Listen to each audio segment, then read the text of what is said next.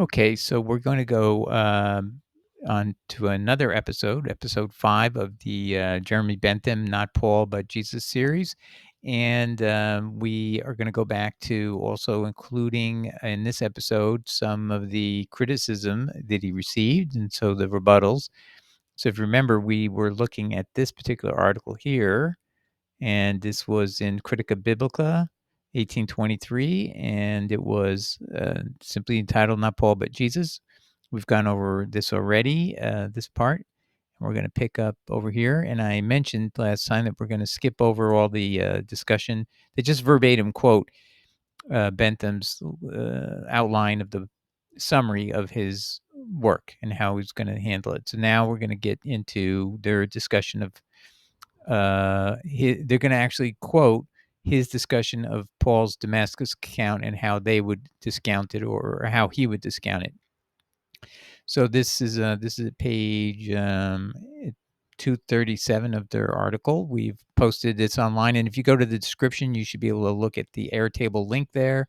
Click that on, and then it's a URL. Then you can go and download any one of these books. This article, in fact, if you want to see this yourself, the book Not Paul but Jesus, and anything else I have that's accessible, that's public domain on Jeremy Bentham, all the critiques, everything there is, plus my own article on it. So anyway, let's read this now. We now proceed to that part of the first division which pretends to confute the account of St. Paul's conversion. So this is their rebuttal, or at least their effort to rebut. And this refutation rests solely on omissions and contradictions arising from the accounts given in Acts 9, 1-9, Acts 22, verse 3-11, and Acts 26, verses 9-10. From these three different relations, Mr. Smith deduces the following omissions and contradictions. And first, it appears that this apparently he's quoting page 11 of the of his book. Now, by the way, we're only at page 3. It's taking a while to get through his more ponderous sentences. They're kind of lengthy, we have to admit. It's hard to understand nowadays. So anyway, he's going to say the admissions are the light scene. So we'll see what that means. The dialogue. 3, the falling to the ground. 4, the language of the voice. 5, the kicking against the pricks. So sometimes it's omitted in one of the 3 accounts, and he thinks that's significant. 6, the contradictions, the Lord's commands. 7, Paul's companion's posture. 8, Paul's companions hearing or not hearing. 9, if hearing, what they heard. 10, nothing seen but light. Okay. Now there's more to it than that, so they're not really being fair at the moment. So we know that already a little bit, but that's okay. We do not doubt, but that some ingenuity must have been exercised to have discovered these discrepancies, and we are confident that a considerable share of acute ingenuity is requisite to ensure their intelligibility. So what they're saying is it took some sort of ingenuity to find this in the first place, and now it's going to require acute ingenuity, even sharper ingenuity to even understand what he's saying. So they're trying to say it's hard to understand him. So partly the reason is this guy writes at a level that is like intelligent people have been trained not to write long sentences anymore. It's get to the point, make the sentence short and sweet, and don't add too many things to it. Just leave it. It's the Rudolf Flesch rule of writing. By the way, I can recommend that book. It's it makes your writing get sharper, more compact. And this all of these guys from that back then didn't have the Rudolf Flesch rule of writing going on, if you ask me. Okay. So let's see what they're going to point at, and they're still quoting. I mean, they're not even criticizing at this point. They're just quoting him. So you know what? I'm wondering if we should just see how they respond. They just keep quoting. Yep, this looks like they're just quoting again. Page 350. I think they want to prove that that he doesn't like Paul. I mean, that goes without saying. So how are these disproofs of anything? I just don't see it. These are just more quotes, more quotes. More quotes. Page 353. Quotes, quotes. There's all quotation marks on everything. I mean, I'm not missing anything. You can see them. They're all quotations, quotations, quotations. So this is a good way. They're just helping summarize what he says. All right, let's see. Now we're going to read some of their comments. So that actually ends. So they go to be continued in our next section. Okay, so now they've just kept quoting. Now they're going to get down to apparently some comments. In our last, we introduced the reader to this learned personage, informed him of the very laudable object he had set himself to accomplish. Really? I mean, come on, guys. And gave him a specimen of the method he had adopted to secure his purpose. Gave him a specimen of the. I guess what they're saying is we gave you, the reader, a specimen, a sample of the method he had adopted to secure his purpose. Okay, so now they feel they've said enough of the quotations of what he had to say. So let's see what they're gonna. I mean, so far they've not done any real critical work yet that I can see. But let's see if it changes. It has been seen with what facility Mr. Smith throws his difficulties in the way of Paul's divine commission. So they're assuming. See, this is a wrong way of arguing. Using your assumptions in your argument, you have to prove them. That's the whole point of being pushed one way. You have to prove that Paul has a divine commission. That's the whole point. Assuming assuming the premise of the argument doesn't prove it. You have to have evidence to prove the divine commission. Anyway, we continue. An investure with the apostolic office. We now propose to show that with equal facility he disposes of what less gifted minds would be led to view as difficulties of at least equal magnitude in the way of his own theory. Okay, so now they're going to attack his theory. That's fine. That's fair. Let's see. Chapter 13 is devoted to an examination of Paul's supposable miracles. Okay, well, this is one of those things where if you believe in miracles, anything's possible, right? Mr. Okay. And Mr. Bentham probably doesn't. He's more of a agnostic kind of person. Maybe he doesn't believe in miracles. So this to me isn't going to be persuasive to other Christians because we all believe in miracles. But let's see what they say.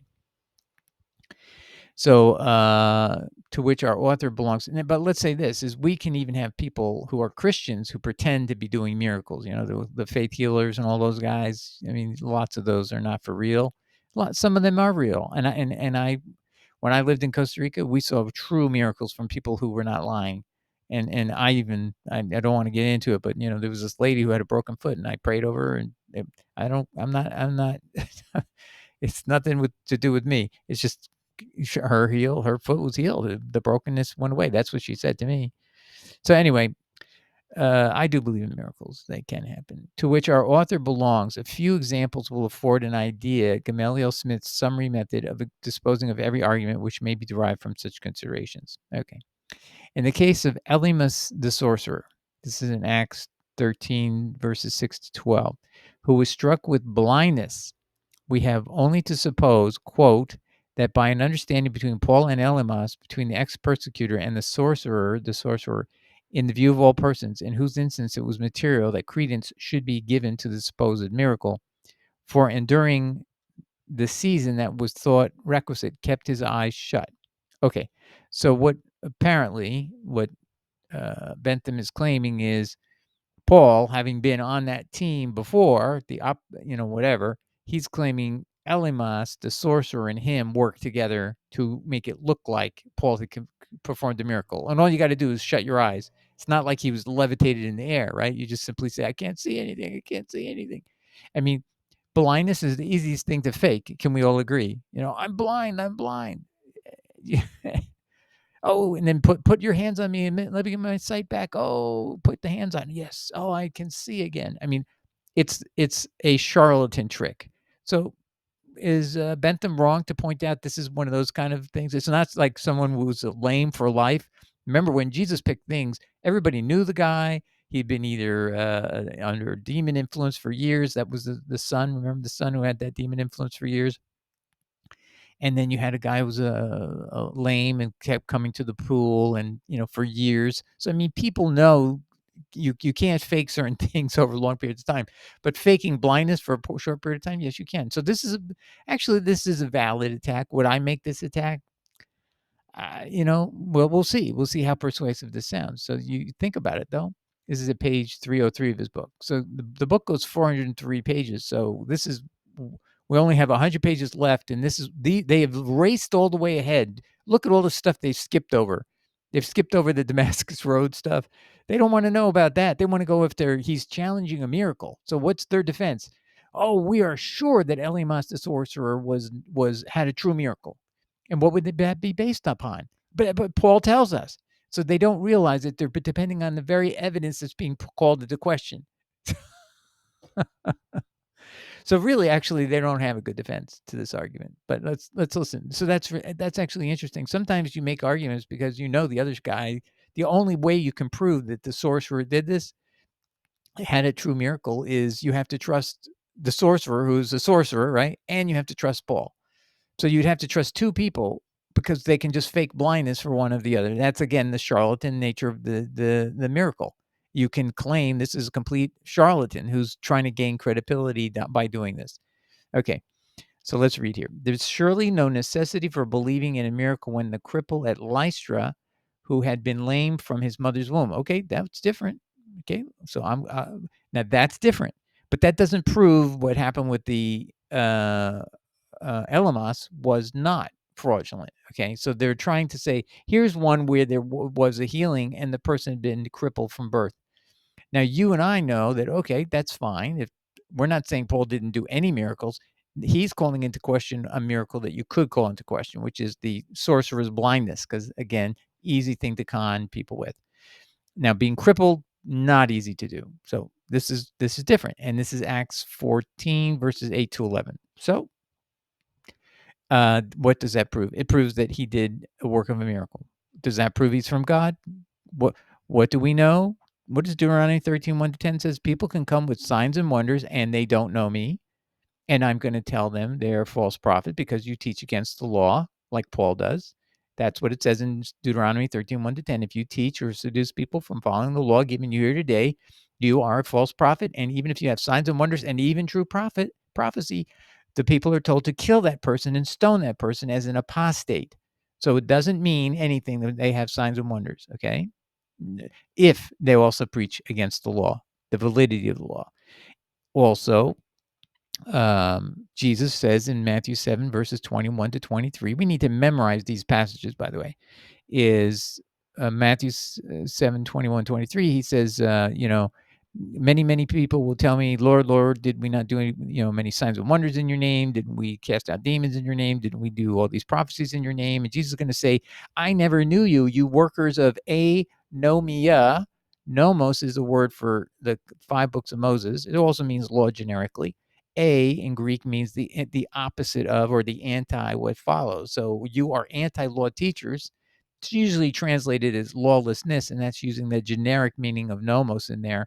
However, when the passage of Deuteronomy 13, 1 to 10 is translated into Greek, it uses the word anomia in Deuteronomy 13, verse 10 to signify the seduction away from the law. So the concept of anomia has this clear meaning of doing a sign and wonder to seduce people from following the law. What is Jesus doing in Matthew 7, 21, 23? He's quoting Deuteronomy 7, 13, 1 to 10. He's quoting its actual language and for the very same point is people can do signs and wonders, and God's already told us they're not from me. If they teach you or seduce you from following the law, if they commit works of, if they teach anomia, if they are workers of anomia, you are to reject them. That's in Deuteronomy, and it's also in Jesus. So we would have a separate or different argument about the miracle or healing of Lystra. But it does raise an interesting question. Paul could have done theoretically, a a charlatan trick with the sorcerer Elymas. Do I think that's true? I don't really know, but it's worthy of mentioning to say, you know what? Lots of things in here could be cooperative miracles, meaning they're not really miracles; they're just made to look like that. And it's a very, very astute observation by Bentham. Is the rebuttal not useful? No, I think this was a pretty good rebuttal. Is if this is a credible fact, and that's another thing, is this is in chapter, now you got to see the difference here. Chapter 14, Luke is not there. Luke only shows up in Acts 16. So what's the source of the validity of this claim that there was a lame person who was healed? Solely Paul, but also Barnabas. But the two of these guys, but actually we don't know. All we can probably conclude is Luke was told by Paul what happened. And so there is a big problem here. Is once if there's some other evidence that Paul has lied about anything, then you can't take anything he's telling you is true. But Luke has to assume, or is assuming at this point, this comes from Paul. So if I were Bentham, I'd say, you know what? You shouldn't close off my idea that was a charlatan trick earlier on, because look, is this alleged miracle with the person at Lystra, you're just buying whatever Paul is telling you. So, it depends on his truthfulness overall. And I'm going to show you, blah, blah, blah, blah, that he's not telling the truth over here, there, and the other place. So it's one of those things where you end up in a draw for the moment, and you have to wait and suspend judgment. If you're a judge, you're trying to judge this neutrally and objectively, you don't know yet. It could be that it's a con artist game with Elamos. We'll see. And it could be a lie with the claim about Lystra. But we don't have any reason to believe a blasphemer who's had committed the unpardonable sin. Paul's own admission, I was committed blasphemy, but I was forgiven because I didn't know what I was doing. That's not how it works, Paul. I'm sorry to tell you. So the only person who probably met you on the road to Damascus has to be not from God, but from the enemy. Just saying, that's a whole nother issue. But we're doing this one step at a time. All right. So that was the rebuttal. So the rebuttal was to bring up something about that person. Now, let's see. Who has been lame from his mother's womb was healed, so long as a vagrant was to be found who, without any risk, could act as a part of this sort for a few pence. Oh, okay. So I guess Bentham won't give up. He actually knew about this, and he actually suggested that Paul hired someone for a few pence to play the part of a vagrant who had been crippled. So that's I don't know how he can prove that at this point in time, but what he's saying is possible. Actually, that is another point. You could have theoretically a crippled person who pretends to be crippled and then suddenly gets healed. And in fact, that's another charlatan trick we see today. You go to these faith healing things, a person is rolled in, you've never seen them before. Then they'll give you a story. They stand up and they say, I've been crippled from birth, blah, blah, blah, blah. And then the guy anoints them, and then they do a prayer and he's healed. And so you, the audience, is supposed to believe, let me pour money into this ministry because this guy's able to heal people. And when I get sick, I can go to him and get healed. This is exactly what the charlatan is trying to do. So that's that. So Bentham has that as his response. Then as to the account of the damsel being dispossessed of the spirit of Python. Oh, this is the one I'm most interested in. So we're going to listen to this. I'm going to break it right here. We're going to listen to this. I think this is exciting. And then we will be back in a minute. Okay, well, it turned out not to be as exciting as I was hoping it would be. He doesn't seem to know anything about what the spirit of Python was. And we have a whole series on who she was, very famous figure of the classic era, that she was an institution in classic Greece at both Delphi and Philippi. And this was started in the 500 BC period, went all the way to, I think it was 400s, or I think Theodosius outlaws them. I guess around 381 AD, he outlaws the Delphic and Philippi oracles. So he doesn't catch on that, a demon is endorsing Paul. So let's see what he says instead. Then, as to the account of the damsel being dispossessed of the spirit of Python, that's 16 verse 16 and 18. How can any man credit it when the writer has not informed us what the shape of the devil was, what the substance, whence he last came, to what place, to what occupation, after being dislodged, he betook himself, at set forth, page 307. And that's it. And then he's going to go after the earthquake liberation at Philippi. So unfortunately, he missed the big point there, and he's just questioning it. He's just saying, hey, why didn't we see the devil come out? So he wants to see the actual devil come out, I guess. What was its substance, and what job did it come out later? So I would say, from a Christian viewpoint, this argument fails completely, because this is not how we understand that demons don't have physical bodies, they don't have jobs. They can end up being cast into pigs and so on. So this is unsatisfying to me, to that end. So, by the way, I'm going to suggest this to you: is why are they not talking about anything he talked about the Damascus Road experience, except in that very summary form, and they didn't tell you what he meant by all those details about the men heard the voice and didn't hear the voice, saw the voice but saw no one in the light. I mean, so they've skipped over the most important facts to the one thing that they think they can get a Christian community to go, okay, these arguments don't work, because this argument won't work for me, you, and nobody else. That's not how you deal with a Python priestess. You do what we showed you is, hey, this Python priestess endorsed the way of salvation taught by Paul for many days, and Paul does nothing, takes advantage of her, and she's a huge influencer. She's like a YouTuber, as she's like you know, she's like the Rogan. Oh, what's his name? Rogan. On YouTube, he's got like a following of like 125 million people. I don't know how many million. He's like got a whole country of people following him, and that's who she is. She can pull all of Europe, whatever she says, and doesn't matter, they're rotating the people who do it. These people have such influence with the governments and the ruling powers everywhere.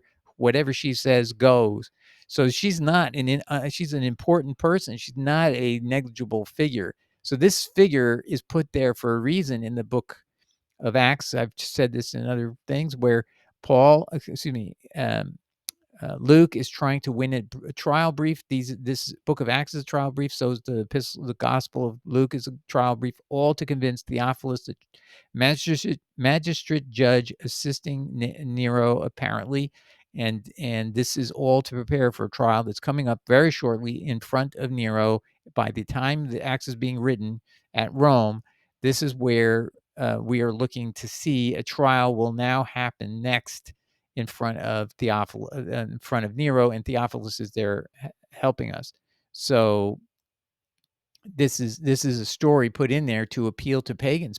If the Python priestess if Nero learns by this point that the Python priestess thinks Paul is teaching a way of salvation for humankind, he's going to go, wow, I got to get this guy. Can he meet with me when we're done? I'm going to dismiss this case. I want him to come in and talk to me, because I definitely want to hear more. And by the way, they're actually mythological, well, what they believe are fabricated accounts of Paul talking to Nero, having a dialogue with Nero. I kind of wonder, maybe something really did happen. But anyway, the point is this won't work with Christians. So forget this argument here. And the reason that's why they've jumped over the critical information, the critical problems, and they're going into things they think Christians will agree with. And I would have to agree with them. This argument isn't strong.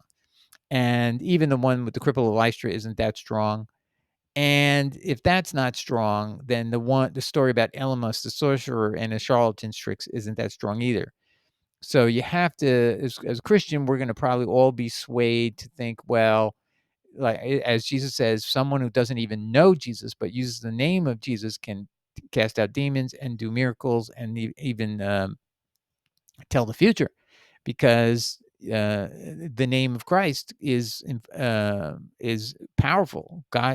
Well, maybe well, the power of Christ will give that person the name of Christ will give that person power to do these things. So that's our answer to all of this, and I think that's the best answer. And to try to use this argument about he's lying, these miracles never happened, I mean, it's possible they never really happened, because again, you're relying upon, until we get to the spirit of Python. Now, see, Luke is an actual eyewitness to that. He joins Paul on the other side of the Aegean Sea, opposite of Philippi, and gets on a boat with him at that port, and then goes across to Philippi.